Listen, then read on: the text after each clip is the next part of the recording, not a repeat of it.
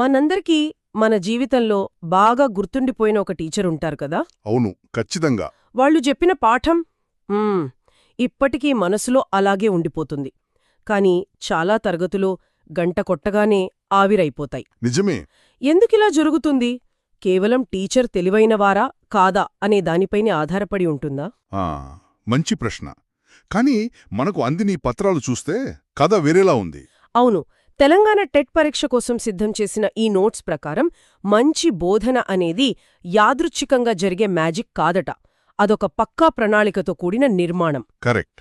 ఇక్కడ ఆసక్తికరమైన విషయం ఏంటంటే, మనం తరగతి గదిలో చూసేది మంచుకొండ కొన మాత్రమే. ఓహో.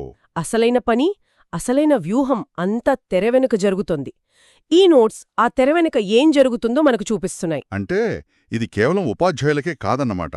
అస్సలు కాదు. ఎవరైనా ఒక విషయాన్ని బలంగా గుర్తుండిపోయేలా చెప్పాలనుకుంటే ఇదొక అద్భుతమైన ఫ్రేమ్వర్క్. అంటే మనం చూసే ఆ గంటసేపు ప్రదర్శన వెనుక ఎంతో తయారీ, ఆ తర్వాత ఎంతో విశ్లేషణ ఉంటుందన్నమాట. ఈ ఆలోచనే చాలా కొత్తగా ఉంది. అవును. సరే, అయితే ఈ రహస్య నిర్మాణాన్ని కొంచెం విడమరిచి చూద్దాం. ముందుగా ఈ నోట్స్ ప్రకారం బోధన అంటే పునాదిలో ఏముంది? పునాది చాలా సింపుల్గా ఉంటుంది, కానీ చాలా శక్తివంతంగా ఉంటుంది. ఇది ఒక త్రిభుజం లాంటిదనుకోవచ్చు. త్రిభుజమా? అవును. ఒక మూలన ఉపాధ్యాయుడు, మరో మూలన విద్యార్థి, ఇంకో మూలన వారు నేర్చుకోవాల్సిన విషయం. బోధన అంటే ఈ మూడు బిందువుల్ని కలిపే గీతలు. ఈ మూడింటి మధ్య జరిగే సంభాషణ, ఆ సంబంధమే అసలైన అభ్యాసాన్ని సృష్టిస్తుంది. అంటే ఉపాధ్యాయుడు కేవలం విషయాన్ని విద్యార్థివైపు విసరడం కాదు, ఆ త్రిభుజంలోని మూడు మూలల మధ్య నిరంతరం కనెక్షన్ ఉండాలి. ఖచ్చితంగా. ఉపాధ్యాయుడు విద్యార్థిని అర్థం చేసుకోవాలి. వాళ్ళకిప్పటికీ ఏం తెలుసు, వాళ్ళకి ఏం ఆసక్తిగా ఉంటుంది అని. అదే సమయంలో విషయాన్ని కూడా విద్యార్థికి తగ్గట్టుగా మార్చాలి. ఉదాహరణకు, న్యూటన్ మూడో నియమాన్ని ఒక 5వ తరగతి విద్యార్థికి చెప్పే విధానం ఒక ఇంజనీరింగ్ విద్యార్థికి చెప్పే విధానానికి వేరుగా ఉంటుంది. సరిగ్గాదే. ఆ మార్పు చేయగలగడమే నైపుణ్యం. అలాగే విద్యార్థి కూడా చురుకుగా ఆ విషయంతో ఉపాధ్యాయుడితో కనెక్ట్ అవ్వాలి. ఈ మూడు స్తంభాలు బలంగా ఉన్నప్పుడే బోధన అనే భవనం నిలబడుతుందన్నమాట. ఓకే, ఈ త్రిభుజమనే పునాది అర్థమైంది. ఇక దీనిపై భవనాన్ని నిర్మించడానికి కావలసిన ప్రణాళిక గురించి ఈ నోట్స్ చాలా గట్టిగా చెబుతున్నాయి. ఇందులో 5 ముఖ్యమైన దశలున్నాయంటున్నారు. అవును. మొదటిది లక్ష్యం. అంటే మనం ఎక్కడికి వెళ్తున్నామో ఒక మ్యాప్ గీసుకోవడం లాంటిదా? సరిగ్గాదే. కాని చాలామంది చేసే పొరపాటేంటంటే మ్యాప్ని చాలా అస్పష్టంగా గీసుకోవడం. అంటే ఈ రోజు మనం భారతదేశ స్వాతంత్ర పోరాటం గురించి మాట్లాడుకుందాం అనేదొక గమ్యం కాదు, అది కేవలం ఒక టాపిక్. ఓ.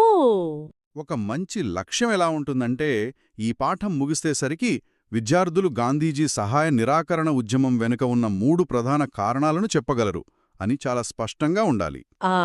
గమ్యం స్పష్టంగా తెలిస్తే అక్కడికి ఎలా వెళ్లాలో దారి వెతకడం సులభం. కరెక్ట్. ఇక రెండవది పూర్వ మూల్యాంకనం. ఈ పదం కొంచెం బరువుగా అనిపిస్తోంది. అంటే పాఠం మొదలు పెట్టక ముందే పరీక్ష పెట్టడమా? హాహా, మంచి ప్రశ్న. అలా చేస్తే విద్యార్థులలో నాకేమీ రాదు అనే భయం మొదలవదా? ఇక్కడ మూల్యాంకనం అంటే మార్కులు వేయడం కాదు, అంచనా వేయడం. ఒక డాక్టర్ రోగికి వైద్యం చేసే ముందు అసలు సమస్య ఏంటో తెలుసుకోవడానికి కొన్ని ప్రశ్నలు అడుగుతారు కదా. అవును. కొన్ని పరీక్షలు చేస్తారు. అలాగనమాట. మనం భిన్నాల గురించి చెప్పాలనుకుంటే విద్యార్థులకు కనీసం భాగాహారం, డివిజన్ వచ్చోలేదో తెలుసుకోవాలి. లేదంటే మనం ఎంత బాగా చెప్పినా గాల్లో మేడలు కట్టినట్టే అవుతుంది. ఇది విద్యార్థులను తక్కువ చేయడానికి కాదు, వారికి ఎక్కడ్నుంచి సహాయం అందించాలో తెలుసుకోవడానికి. అర్థమైంది. అంటే వాళ్ళు ఎక్కడున్నారో తెలుసుకుని అక్కడ్నుంచి మన ప్రయాణం మొదలుపెట్టాలి. అంతే. ఇక మూడోది ప్రేరణ. ఇది బహుశా అన్నింటికంటే ముఖ్యమైనదనుకుంటా. అవును. నేర్చుకోవాలనే ఆసక్తి లేకపోతే మనం ఏం చెప్పినా బూడిదలో పోసిన పన్నీరే కదా. ఇది ఇంజిన్కి కీ పెట్టి స్టార్ట్ చేయడం లాంటిది. ఆ ఆసక్తిని ఎలా రేకెత్తించాలి? ఒక చిన్న ఉదాహరణ.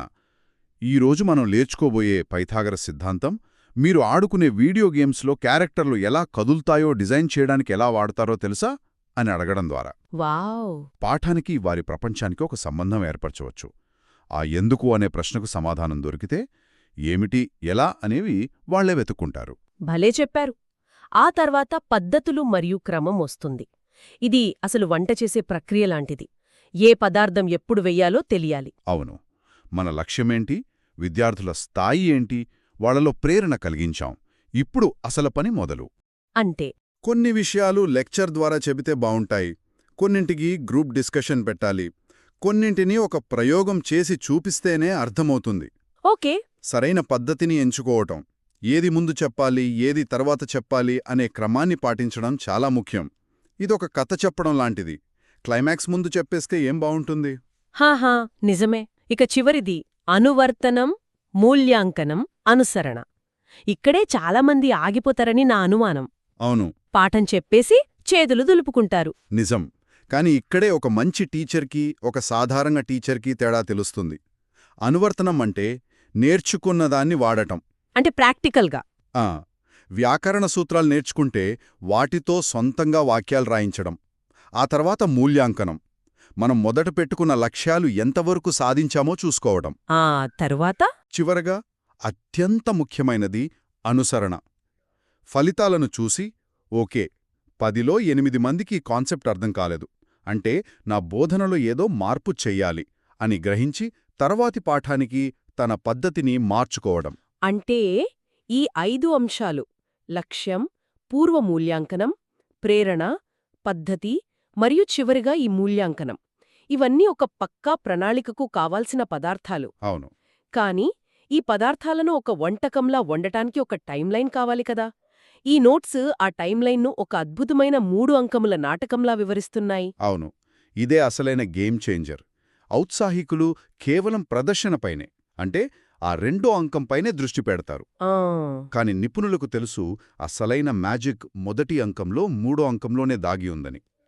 ఈ నోట్స్ వాటిని ప్రీ యాక్టివ్, ఇంటరాక్టివ్ మరియు పోస్ట్ యాక్టివ్ దశలుగా పిలుస్తున్నాయి. అవును, అంటే చర్యకు ముందు, చర్య సమయంలో, చర్య తర్వాత. మొదట ప్రియాక్టివ్ దశ అంటే తరగతి గదిలోకి అడుగుపెట్టక ముందు జరిగే పని. దీన్ని ఒక సినిమా ప్రీప్రొడక్షన్ లాగా అనుకోవచ్చా? కరెక్ట్. ఇది పూర్తిగా తెరవెనక జరిగే మేధోమదనం. ఇక్కడ ఉపాధ్యాయుడు ఒక వ్యూహకర్త. ఓకే. మనం ఇంతకుముందు మాట్లాడుకున్న 5 ప్రణాళిక అంశాలు ఇక్కడే రూపుదిద్దుకుంటాయి. లక్ష్యాలను నిర్ణయించడం, విషయాన్ని ఎంచుకోవడం, ఆలోచనలను ఒక క్రమంలో పెట్టడం, ఏ ఉదాహరణలు చెప్పాలి, ఎలాంటి ప్రశ్నలు అడగాలి అని ముందే ఊహించుకుని సిద్ధమవడం. అన్నీ ఇక్కడే జరిగిపోతాయి. అవును, ఇవన్నీ ఈ దశలోనే జరుగుతాయి. ఈ దశ ఎంత బలంగా ఉంటే స్టేజ్ మీద ప్రదర్శన అంత ఆత్మవిశ్వాసంతో ఉంటుంది. సరిగ్గా హోంవర్క్ చేయకపోతే క్లాస్రూంలో తడబడటం ఖాయం. అంటే యుద్ధానికి వెళ్లే ముందు చేసే సన్నాహం అన్నమాట. అంతే. ఇక రెండవది ఇంటరాక్టివ్ దశ. ఇదే అసలైన ప్రదర్శన. ఇక్కడే ప్రణాళిక వాస్తవ రూపం దాలుస్తోంది. అవును, ఇది అమలు దశ. Lights, camera, action. హహహ. ఇక్కడ ఉపాధ్యాయుడు ఒక నటుడు, ఒక గైడ్, ఒక ఫెసిలిటేటర్. అయితే ఇది స్క్రిప్ట్ చదివినట్టుండదు, ఇది లైవ్ పర్ఫార్మెన్స్. అంటే ఎలాగా? తరగతి గదిలో విద్యార్థుల మూడ్ ఎలా ఉంది, ఎవరు శ్రద్ధగా వింటున్నారో, ఎవరికి సందేహాలున్నాయి అని గమనిస్తూ ఉండాలి. మనం అనుకున్న ప్రణాళిక ప్రకారం వెళ్తూనే అప్పటికప్పుడు వచ్చే ప్రశ్నలకు, పరిస్థితులకు అనుగుణంగా మారాల్సి ఉంటుంది. ఓ అవును కదా. ఒక విద్యార్థి అడిగిన ఒక మంచి ప్రశ్న పాఠం మొత్తాన్ని అనుకోని ఒక ఆసక్తికరమైన దారిలోకి తీసుకెళ్లొచ్చు. ఆ మార్పుకు సిద్ధంగా ఉండాలి. ఈ దశలో చాలా ఒత్తిడి ఉంటుంది. ఒకేసారి పదుల సంఖ్యలో విద్యార్థులను గమనిస్తూ, పాఠం చెప్తూ, వాళ్ల సందేహాలు తీరుస్తూ, ఇది నిజంగా ఒక కళ. నిజమే. ఇక ఆఖరిది పోస్ట్ యాక్టివ్ దశ. ప్రదర్శన అయిపోయింది, ప్రేక్షకులు వెళ్ళిపోయారు. ఇప్పుడేం చెయ్యాలి? ఇప్పుడు విశ్లేషకుడి టోపీ పెట్టుకోవాలి. ఇది కూడా తరగతి బయటే జరుగుతుంది. ఓకే. ఇక్కడ 3 పనులుంటాయి. ఒకటి, మనం నిర్దేశించుకున్న లక్ష్యాలు నెరవేరాయో లేదో చూసుకోవడం. రెండోది, దానికోసం సరైన పరీక్షా పద్ధతులను వాడటం. అందరికీ ఒకే రకమైన పరీక్ష సరిపోదు కదా. సరిపోదు. కొందరిని మాట్లాడించి, కొందరితో రాయించి, కొందరితో ఒక ప్రాజెక్ట్ చేయించి వారి నైపుణ్యాలను అంచనా వేయాలి. ఇక మూడోది, అన్నింటికంటే కీలకమైనది అనుకుంటా, ఆ ఫలితాలను చూసి ఏం నేర్చుకున్నామనేది. ఖచ్చితంగా. అదే 3వ పని. ఆ ఫలితాల ఆధారంగా తన బోధనా వ్యూహాలను మార్చుకోవడం. అంటే తనను తాను మెరుగుపరుచుకోవడం. అవును, నేను చెప్పిన విధానంలో ఏం లోపముంది, ఈ కాన్సెప్ట్ను ఇంకా సులభంగా ఎలా చెప్పొచ్చు అని ఉపాధ్యాయుడు తనను తాను ప్రశ్నించుకోవాలి. విద్యార్థుల తప్పులు కేవలం వాళ్లవే కాదు, అవి ఉపాధ్యాయుడికి కూడా ఒక ఫీడ్బ్యాక్. వావ్. ఈ దశని ఎవరు నిర్లక్ష్యం చేస్తారో వాళ్ళు సంవత్సరాల తరబడి ఒకే పాఠాన్ని ఒకేలా చెబుతూ ఉండిపోతారు కాని ఎప్పటికీ మెరుగుపడరు. ఒక్క నిమిషం. అంటే ఇదొక సరళరేఖ కాదు, ఒక చక్రం. కరెక్ట్. ఒక పాఠం యొక్క పోస్ట్ యాక్టివ్ దశలో వచ్చిన ఫీడ్బ్యాక్ తర్వాతి పాఠానికి ప్రీ యాక్టివ్ దశకు ఇన్పుట్గా మారుతుంది. ఇది నిరంతరం తిరుగుతూనే ఉంటుంది. అంతే. ఈ ఆలోచనే మొత్తం దృక్పథాన్ని మార్చేస్తుంది. అవును. అందుకే అనుభవం ఉన్న కొద్దీ మంచి ఉపాధ్యాయులు మరింత మెరుగవుతారు. వాళ్ళు ప్రతి అనుభవం నుండి నేర్చుకుంటారు.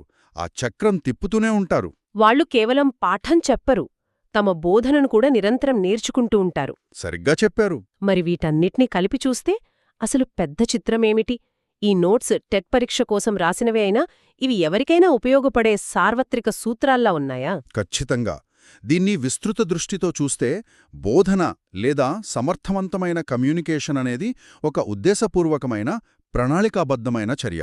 అది యాదృచ్ఛికంగా జరగదు. అంటే ఎవరైనా దీన్ని వాడచ్చు. ఎవరైనా. ఒక మంచి మేనేజర్ తన టీంకి కొత్త ప్రాజెక్టును వివరిస్తున్నా, ఒక డాక్టర్ రోగికి వారి ఆరోగ్య సమస్యను వివరిస్తున్నా ఈ 3 దశలు ఉంటాయి. ఎలాగా? ముందుగా సిద్ధమవ్వడం ప్రీయాక్టివ్, తర్వాత స్పష్టంగా వివరించడం ఇంటరాక్టివ్, ఆ తర్వాత వారు అర్థం చేసుకున్నారో లేదో నిర్ధారించుకొని ఫాలో అప్ చేయడం. కొన్నిసార్లు మనం కేవలం ఆ మధ్యలో ఉన్న ఇంటరాక్టివ్ దశనే, అంటే మీటింగ్లో మాట్లాడటమో ప్రెజెంటేషన్ ఇవ్వడమో, దాన్నే అసలు పని అనుకుంటాం. అవును, చాలామంది అదే అనుకుంటారు. కానీ దాని ముందు జరిగే సన్నాహం, దాని తర్వాత జరిగే ఫాలో అప్ లేకపోతే ఆ మధ్య దశ విఫలమవుతుంది. సరిగ్గా పాయింట్ పట్టుకున్నారు. ఆ 3 దశలు విడదీయరానివి. ప్రీయాక్టివ్ లేకుండా ఇంటరాక్టివ్ దశకు వెళ్లడమంటే మ్యాప్ లేకుండా ప్రయాణానికి బయలుదేరడం లాంటిది. పోస్ట్ యాక్టివ్ లేకుండా వదిలేయడమంటే గమ్యం చేరామో లేదో చూసుకోకుండానే ప్రయాణం ముగించడం లాంటిది. ఈ 3 దశల చక్రాన్ని సరిగ్గా అమలు చేసినప్పుడే పూర్తి విజయం సాధ్యమవుతుంది.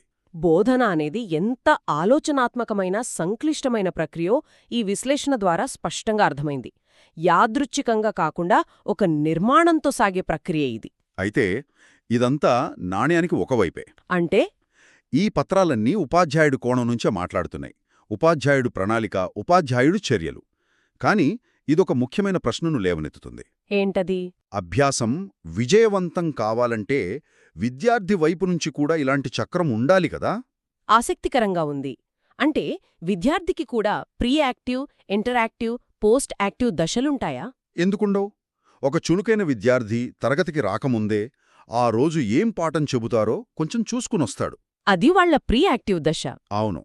తరగతి గదిలో కేవలం వినడమే కాకుండా నోట్స్ రాసుకుంటూ, ప్రశ్నలు అడుగుతూ చురుకుగా పాల్గొంటాడు. అది ఇంటరాక్టివ్. కరెక్ట్. ఇంటికి వెళ్ళాక ఆ రోజు నేర్చుకున్నదాన్ని మళ్లీ చదువుకుని, అభ్యాసాలు చేసి, తనకు తానుగా అర్థమైందో లేదో చూసుకుంటాడు. అదే పోస్ట్ యాక్టివ్. అద్భుతం. అంటే ఉపాధ్యాయుడి బోధనా చక్రం, విద్యార్థి అభ్యాస చక్రంతో కలిసినప్పుడు, ఆ రెండూ ఒకే దిశలో తిరిగినప్పుడు అప్పుడే అసలైన అద్భుతం జరుగుతుంది. ఒక విద్యార్థి తన సొంత ప్రణాళికతో, తన సొంత ప్రశ్నలతో తరగతికి వచ్చినప్పుడు, పాఠాన్ని తనకు తానుగా మూల్యాంకనం చేసుకున్నప్పుడు బోధనా ఫలితాలు ఎలా ఉంటాయి? అవి ఊహకు అందని స్థాయిలో ఉంటాయి. అప్పుడు అది కేవలం బోధనాభ్యాసం కాదు, అదొక భాగస్వామ్యమవుతుంది. ఓహ్! అప్పుడు తరగతి గది ఒక జ్ఞానాన్ని సృష్టించే ప్రయోగశాలగా మారుతుంది. అభ్యాసకుడు వైపు నుండి ఈ సమాంతర ప్రక్రియ గురించి ఆలోచించడమనేది బహుశా బోధన కంటే కూడా లోతైన విశ్లేషణకు దారితీస్తుంది. మనం ఈరోజు ఉపాధ్యాయుడి నిర్మాణాన్ని చూశాం, కానీ విద్యార్థి నిర్మాణాన్ని అర్థం చేసుకోవడమనేది మరో పెద్ద చర్చ.